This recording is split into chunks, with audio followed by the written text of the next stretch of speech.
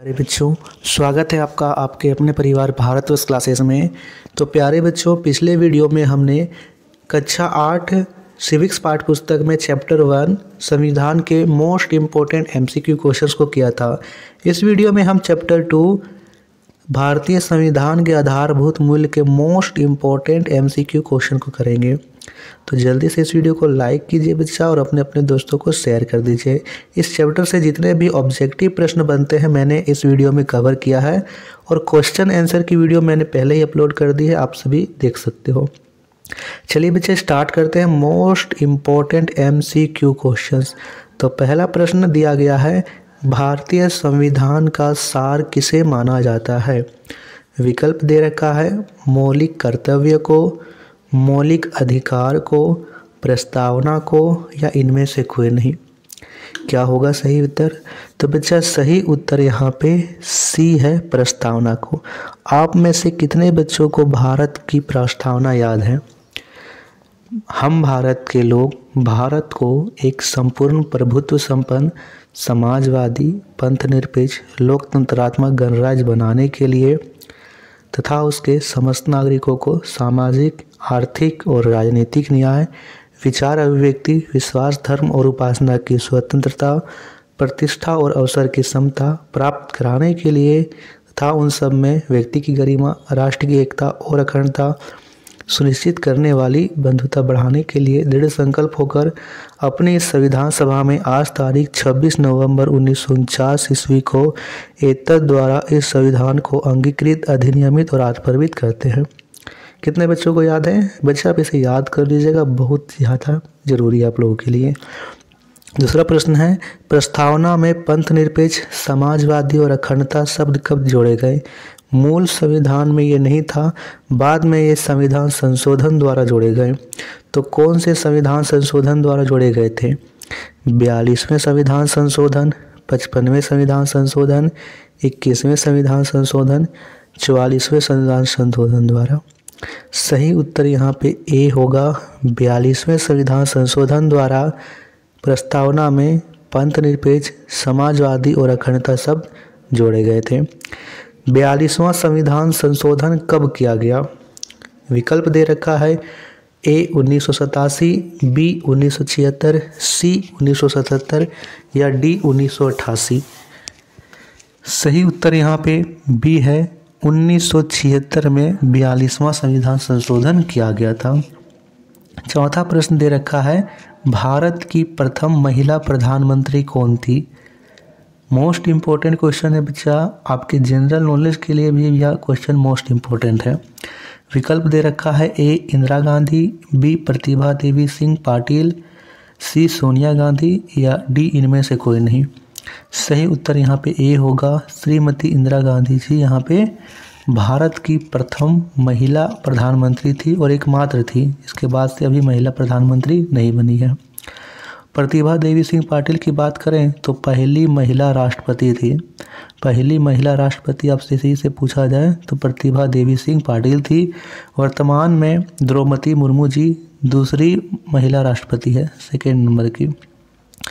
पांचवा प्रश्न है, 42वें संविधान संशोधन के समय भारत के प्रधानमंत्री कौन था या थी? जवाहरलाल नेहरू, इंदिरा गांधी, नरेंद्र मोदी या इनमें से कोई नहीं। सही उत्तर यहाँ पे बी है, इंदिरा गांधी जी थी। जवाहरलाल नेहरू तो पहले प्रधानमंत्री थे, भारत के प्रथम प्रधानमंत्री जवाहरलाल नेहरू थे और पहले राष्ट्रपति डॉक्टर राजेंद्र प्रसाद थे। यहाँ पे सही उत्तर इंदिरा गांधी था। स्वतंत्रता दिवस के दिन लाल किले में झंडा कौन फहराते हैं? विकल्प दे रखा है राष्ट्रपति, मुख्यमंत्री, प्रधानमंत्री या इनमें से कोई नहीं। सही उत्तर यहाँ पे सी है, भारत के प्रधानमंत्री लाल किले में स्वतंत्रता दिवस के शुभ अवसर पर ध्वजारोहण करते हैं। भारत संप्रभु राष्ट्र कब बना? 26 जनवरी 1950, 15 अगस्त 1947, 5 सितंबर 1950 या कोई नहीं। सही उत्तर यहाँ पे ए है, 26 जनवरी 1950 को भारत संप्रभु राष्ट्र बना था, यानी गणराज्य बना था। यहाँ पे ये भी प्रश्न आ सकता है, गणराज्य कब बना? 26 जनवरी 1950 को। 15 अगस्त 1947 को तो आज़ाद हुआ था। 8वां प्रश्न है, भारत कैसा देश है? राजतंत्र, लोकतंत्र, दोनों या इनमें से कोई नहीं? तो भारत एक लोकतांत्रिक देश है ना, लोकतंत्र। भारत में लोकतंत्र है यानी लोकतांत्रिक देश है। विश्व का सबसे बड़ा लोकतांत्रिक देश है जिसके पास सबसे बड़ा लिखित संविधान है। ठीक है, यहाँ के जो शासन करने वाले होते हैं, जो शासनकर्ता होते हैं, वो जनता के द्वारा चुनकर जाते हैं।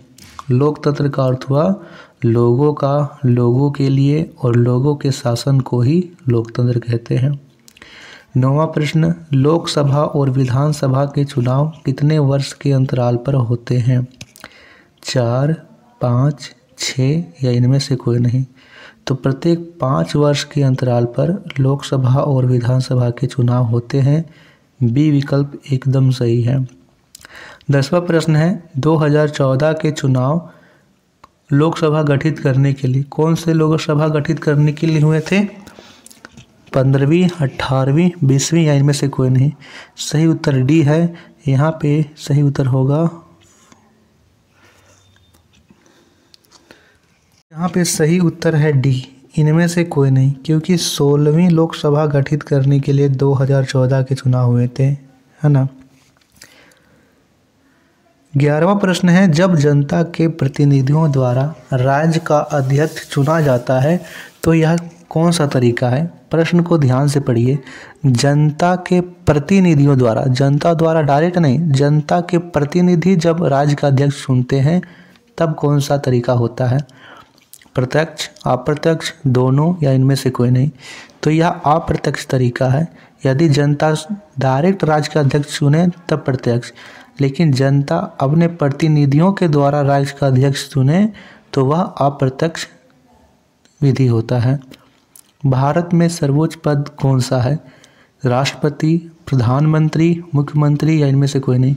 क्या होगा सही उत्तर? बिल्कुल सही बच्चा, ए उत्तर सही है। राष्ट्रपति सर्वोच्च पद है।